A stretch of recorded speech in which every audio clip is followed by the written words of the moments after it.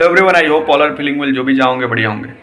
और इस वीडियो में हम लोग F-15EX के बारे में जानेंगे, आखिर वो होता क्या है, उसका यूज क्या है और उसके बारे में फुल एक्सप्लेनेशन देखेंगे हम लोग। आइए देखते हैं। Boeing F-15EX eagle 2। Boeing F-15EX eagle 2 एक अमेरिकी all weather multi role strike fighter है जो McDonald Douglas F-15E strike eagle से लिया गया है। यह विमान 2018 में अमेरिकी रक्षा विभाग के लागत आकलन और कार्यक्रम मूल्यांकन अध्ययन का परिणाम है, जिसमें F-22 की अपर्याप्त संख्या, F-35 में देरी के कारण पुराने F-50CD बेड़े का पुनर्पूंजीकरण किया गया था। कार्यक्रम और बोइंग के सेंट लुइस डिवीजन पूर्व मैकडॉनल्ड डगलस के माध्यम से अमेरिकी लड़ाकू औद्योगिक आधार में विविधता बनाए रखना। उम्मीद है कि F-15EX होमलैंड और वायु रक्षा मिशनों को पूरा करने में F-15CD की जगह लेगा और फ्रंटलाइन F-22 और F-35 को बढ़ाने के लिए बड़े स्टैंड ऑफ हथियारों को नियोजित करने के लिए एक किफ़ायती मंच के रूप में भी काम करेगा। पहला विमान 2021 में वितरित किया गया था और परिचालन सेवा जुलाई 2024 में होने की उम्मीद है। भूमिका की बात करें तो मल्टी रोल स्ट्राइक फाइटर है। राष्ट्रीय मूल संयुक्त राज्य अमेरिका। उत्पादक बोइंग रक्षा अंतरिक्ष और सुरक्षा। पहली उड़ान 20 फरवरी 2013 को हुआ था। परिचय की बात करें तो जुलाई 2024। स्थिति सक्रिय है। प्राथमिक उपयोगिता संयुक्त राज्य वायुसेना। प्रस्तुत 2011। नंबर बनाया गया 126। विकसित मैकडॉनल्ड डगलस। F-15EX विमान के F-15 एडवांस्ड ईगल परिवार का सदस्य है।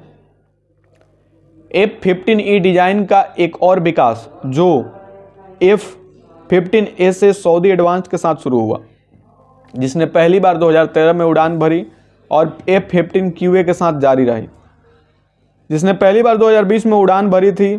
F-15EX कॉन्फ़िगरेशन में एडवांस्ड ईगल F-15 उत्पादन में वर्तमान बेसलाइन का प्रतिनिधित्व करता है।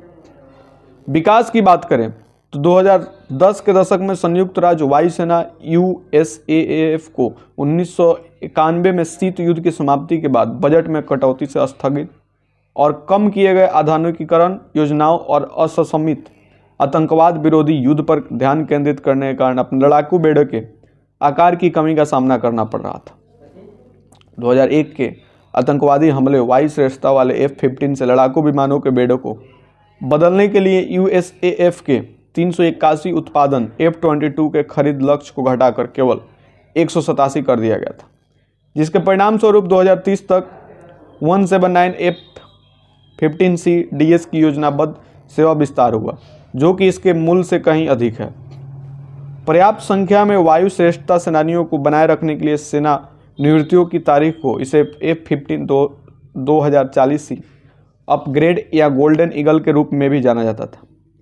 इन जेट विमानों को एविनियोक्स को उन्नत किया गया होगा, जिसमें सक्रिय इलेक्ट्रॉनिक्स रूप से स्कैन किए गए एवं इंफ्रारेड सर्च और ट्रैक और ईगल पैसिव नामक एक नया इलेक्ट्रॉनिक वारफेयर सूट शामिल होगा। सक्रिय चेतावनी उत्तर जीवता प्रणाली। इनमें से कुछ अपग्रेड F-15E बेड़े के साथ साझा किए जाएंगे, जैसे EPO-WSS, जिसका विकास अनुबंध 2015 में बोइंग और BAE सिस्टम को दिया गया था। हालांकि 2010 के दशक के मध्य तक F-15C की बेड़ा आर्थिक स्थिरता के बिंदु से परे पुराना हो रहा था और F-35 कार्यक्रम में देरी का सामना करना पड़ रहा था, जिसके परिणाम स्वरूप विरासत F के रूप में लड़ाकू कमी को पुनर्पूंजीकृत करने की आवश्यकता थी। 15 वर्ष 2020 के मध्य तक सेवानिवृत्त हो जाएंगे। उत्पादन लाइन के पुनर्निर्माण और प्रतिस्थापन भागों के विक्रेताओं की सोर्सिंग और उच्च गैर आवर्ती स्टार्टअप लागत के कारण F-22 उत्पादन को फिर से शुरू करना लागत निषेधात्मक माना गया था। इस बीच बोइंग निर्यात ग्राहकों के लिए F-15E के लिए अपग्रेड विकसित कर रहा था और हवाई वाहन डिजाइन में पर्याप्त अपडेट के परिणाम स्वरूप F-15 एडवांस्ड ईगल परिवार आया। F-15A से सऊदी एडवांस प्रारंभिक संस्करण था, जिसने पहली बार 20 फरवरी 2013 में उड़ान भरी थी। इसके बाद 2017 में F-15QA कतरी एडवांस्ड का ऑर्डर दिया गया था। 2018 में OSD कैप अध्ययनों की एक श्रृंखला के बाद यह संकेत मिलता है कि चौथे का मिश्रण और 5वीं पीढ़ी के लड़ाकू विमान USAF को अपने लड़ाकू बेड़े को अधिक किफ़ायती ढंग से पुनः पूंजीकृत करने की अनुमति देंगे। USAF और बोइंग F-15X या उन्नत 15 पर चर्चा शुरू की, जो USAF को बदलने के लिए F-15 QA पर आधारित एक प्रस्तावित एकल सीट संस्करण है। अंततः समान क्षमताओं के साथ एकल और 2 सीट वाले दोनों वेरिएंट प्रस्तावित किए गए, जिन्हें क्रमशः F-15CX और F-15EX कहा जाता है। USEX ने EX को चुना क्योंकि केवल 2 सीट वाले F-15 मॉडल उत्पादन में बचे थे और 2019 में वित्तीय वर्ष 2020 के बजट अनुरोध में 8 विमान शामिल किए गए थे। इसके अतिरिक्त लड़ाकू विमानों को तुरंत सेवा में लाने के लिए न्यूनतम गैर आवृत्ति स्टार्टअप लागत के साथ मौजूदा F-15 उत्पादन लाइन का उपयोग संभव हो जाएगा और यह बोइंग के सेंट लुइस डिवीजन पूर्व मैकडॉनल्ड डगलस को समर्थन देने का एक तरीका भी था। अमेरिकी लड़ाकू औद्योगिक अवधार में विविधता बनाए रखे। F-15EX सुधार में मौजूदा F-15 अपग्रेड कार्यक्रम में AESA रडार, IRST और EPAWSS शामिल है, जबकि F-15 QA के लाभों को शामिल किया गया है, जैसा कि 20,000 घंटे की सेवा जीवन के साथ संशोधित संरचना एवं कॉकपिट और उड़ान नियंत्रण और 22 हवा से हवा में मार करने वाले मिसाइलों को ले जाने में सक्षम करने के लिए प्रस्तावित अम्बेर उन्नत मिसाइल और बम इजेक्टर रैंक प्रणाली।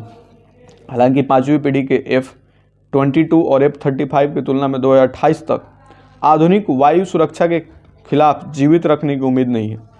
F-15EX होमलैंड और एयरबस की रक्षा कर सकता है, सीमित वायु सुरक्षा के खिलाफ नो फ्लाई जोन लागू कर सकता है और तैनात कर सकता है।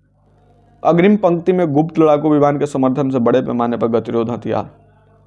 जुलाई 2020 में अमेरिकी रक्षा विभाग ने 1.2 अरब डॉलर में 3 वर्षों में 8 F-15EX का ऑर्डर दिया। F-15EX ने 2 फरवरी 2021 को अपनी पहली उड़ान भरी। 7 अप्रैल 2021 को इसके आधिकारिक नाम ईगल 2 की घोषणा की। वित्त वर्ष 2021 के रक्षा विनियोग विधेयक में 12 विमानों के लिए 1.23 अरब डॉलर की F-15EX खरीद को वित्त पोषित किया गया, जिससे कुल नियोजित 144 विमानों के साथ 40 विमानों का कुल ऑर्डर प्राप्त हुआ। मई 2020 तक USAF ने अपने ऑर्डर घटाकर 80 कर दिए। पहले परिचालन F-15EX को अनुरूप ईंधन टैंक प्राप्त नहीं होंगे।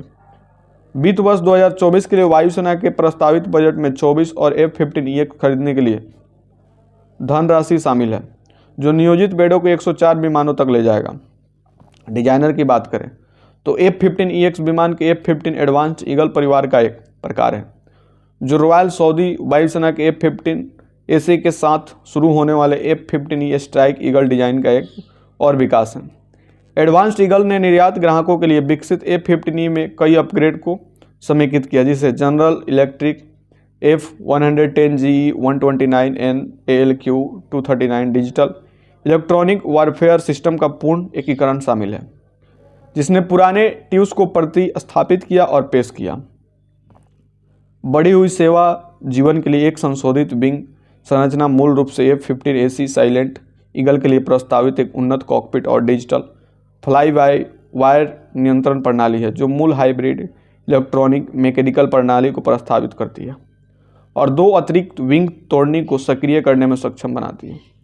फ्लाई वायर ने स्थिरता संबंधी समस्याओं के कारण संपदन मोड को समाप्त कर दिया, जिसके परिणाम स्वरूप पहले F-15 वेरिएंट में 2 आउटबोर्ड विंग तोड़ निष्क्रिय हो गए।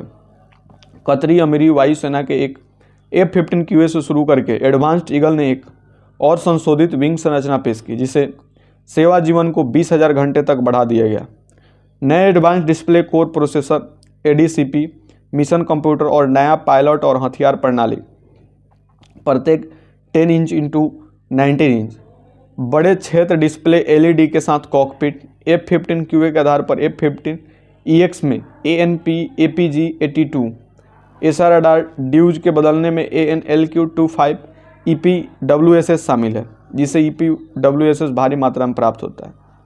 ANG-ASG 34 लीजन IRT पॉड कुछ अन्य उन्नत ईगल वेरिएंट के विपरीत F-15EX में AN/AAR और 57 कॉमन मिसाइल वार्निंग सिस्टम नहीं है। हालांकि उत्पादन परिवर्तन को कम करने और समान वायु गतिकीय प्रोफाइल बनाए रखने के लिए इन सेंसरों के लिए फफोरे बरकरार रखे गए फ्लाई बाय वायर प्रणाली के लिए। हालांकि स्टील्थी F-22 F-35 जितना जीवित रहने की योग्य नहीं। फिर भी F-15EX में पायलट की स्थितिजन्य जागरूकता और सुधार और उतारजीवता बढ़ाने के लिए उन्नत एकत्रीकृत एवियोनिक्स और सुरक्षात्मक काउंटरमेजर सिस्टम शामिल है।